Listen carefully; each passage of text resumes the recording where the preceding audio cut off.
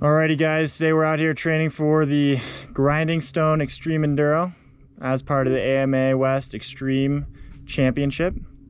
And we're gonna do a little riding here and talk about some of the tips we have for the Grinding Stone.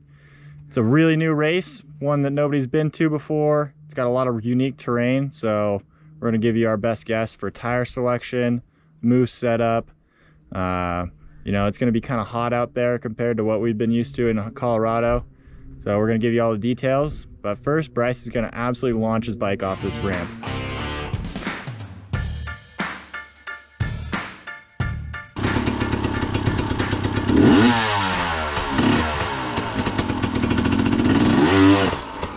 Oh, dude, so close.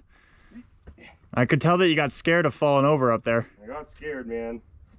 I didn't get the hips all the way forward. All right, just shove her to the top.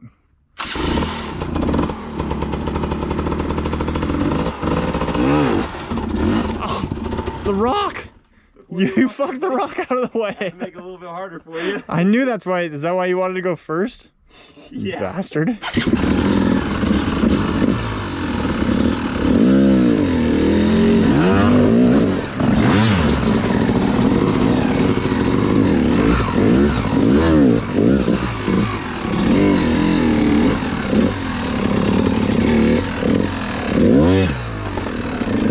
Kind of a scary spot to do a pivot turn, but we're gonna do it.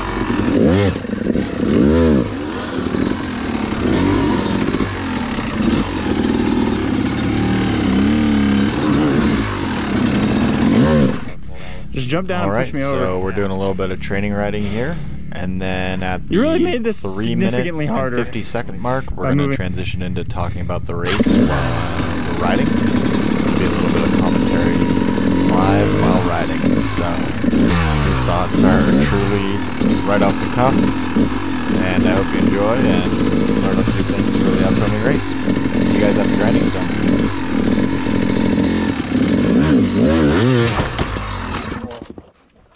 Like you ain't getting enough ground.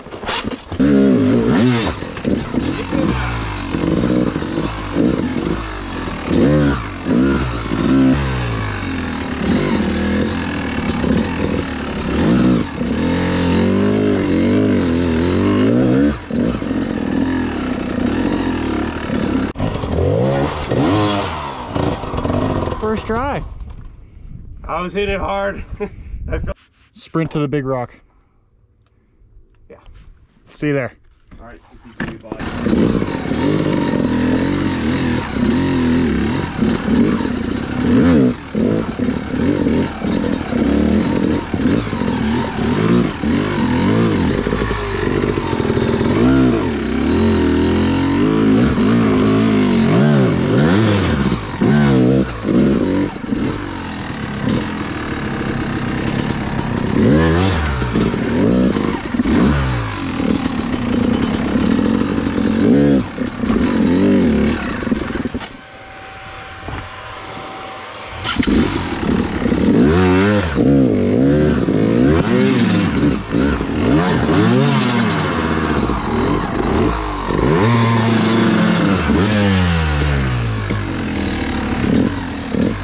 Tire choice real quick. So the cool thing about Grinding Stone, and I'll flash some pictures of the race in a second here, is that it's going to be entirely on red rock. Now this has caused a pretty big debate on what kind of tires you should be running. And honestly, I don't have a great answer for you. You know, there's a couple trains of thought. So the red rock favors something really gummy in my opinion. IX09W is my go-to right now. I'd like to try out some other tires. You guys can go ahead and let me know if you have any that you really like from Kenda for those really gummy that have similar durability to IX09W Dakota. I'm getting like 35 to 40 hours out of my Dakota. So Devin probably gave you some bad advice. I'm not gonna lie. You know, that's just Devin's thing. But basically, what you want to do, your Grinding Stone, is it's kind of like a sandstone, but there's a lot of really like sand wash sections. Really deep sand is what we've been hearing. So a lot of people have been talking about tire choice and what to do there, and maybe you should go with a harder compound tire. That way in the sand you don't get stranded. But really,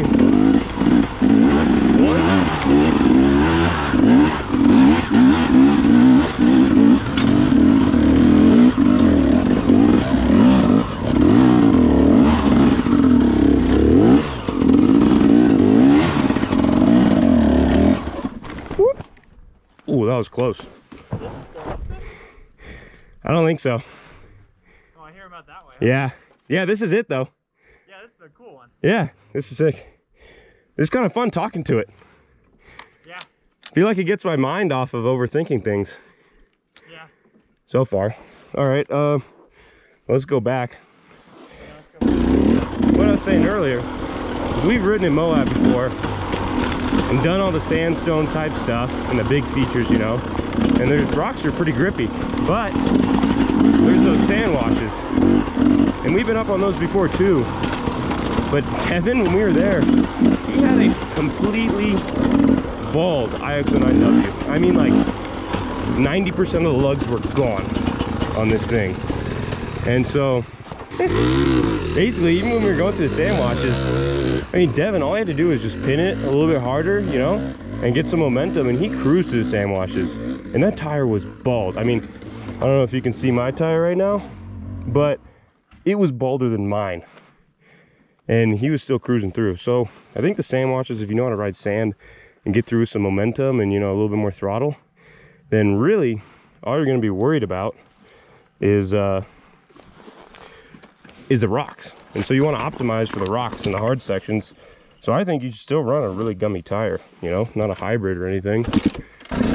Like semi-broken in state. It's not hammered. Still fills out the whole tire. It's not crazy soft like you see some of the pros running in places like Tennessee Knockout, where it's just slick.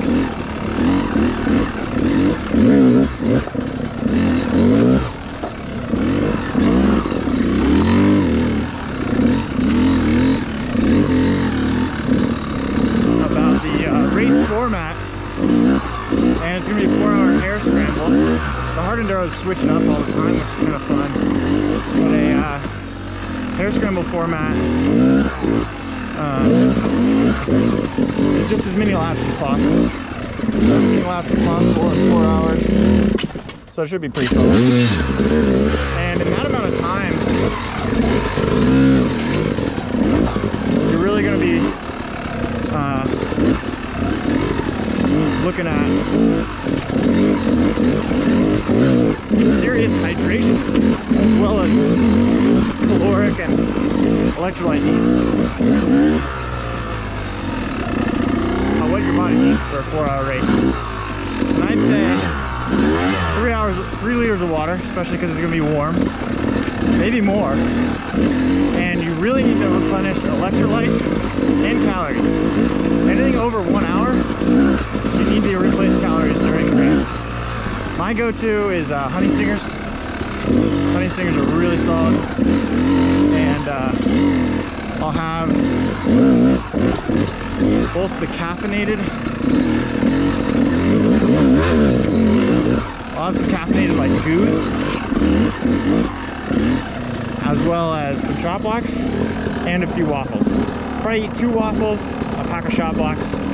The shot blocks are more for the electrolytes, and then the caffeination is for the end of the race when you're feeling really tired. Track. I don't think it's gonna be hard to say. I'm pretty sure it's not gonna be that slippery. I think it's just gonna be kind of a lot of big obstacles, larger ledges, things like that, just from what I've seen online so far. So I think having like a really technical ability on the bike is going to be key. Also, bottlenecks. I'm pretty sure bottlenecks are going to be huge.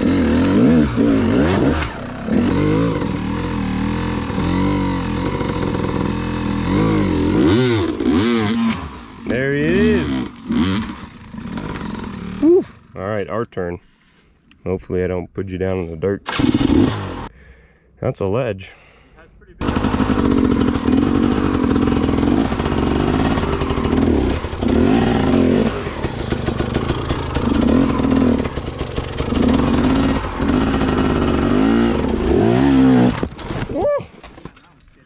That was not good. That's the last thing. Well, the track looks sick, obviously. I mean, all the big features and everything. I mean, really, I think the biggest thing you're going to go on this race with is you just need a killer mindset. You need to go out to Moab, conquer some of the huge, you know, features and realize how, you know, they aren't that hard since they're grippy. And then you need to bring that mindset to Grinding Stone. That's kind of what I ended up saying too, is like, I think it's going to be like a fear management, risk reward, like just kind of balls to the wall. They already, like MJ was showing one spot where you can ride up this flat rock and then there's like a 4-foot drop on the other side, or you can go up this like crazy chute that looks pretty like gnarly, like you'd have to push it up a bit. So it's really just kind of like, you know, going up the big rock looks scary, but probably if you can handle it, it's way easier. I mean, it's typical hard enduro stuff. You know, going over the tops of the rocks and on the ledges, it's easier than going in the cracks and getting stuck, but you gotta have the mindset and know your skill set to execute it without dying. Yeah, so speaking about dying, let's go down this downhill. Last time I didn't fare well on this downhill. It's scary.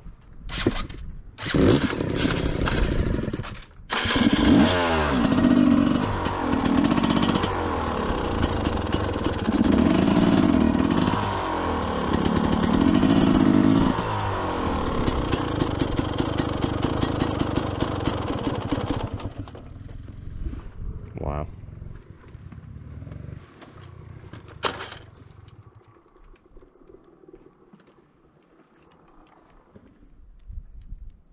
See, man, it knows when I just need it. Maybe don't need it. Who knows? Oh boy.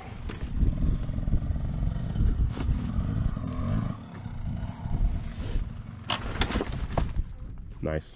Smooth. Proper execution here, boys.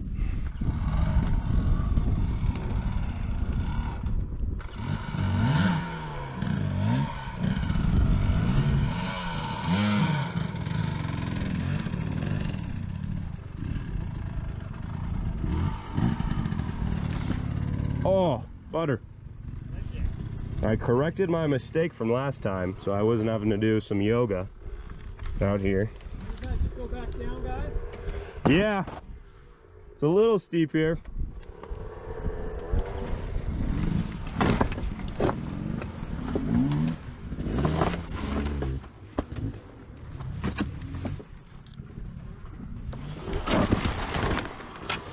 Woo! Solid.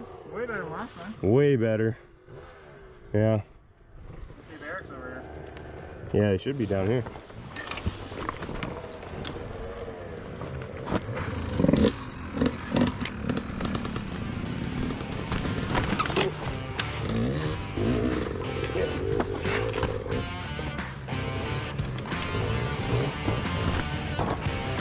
I got a problem with taking corners too close and getting hung up on our pegs.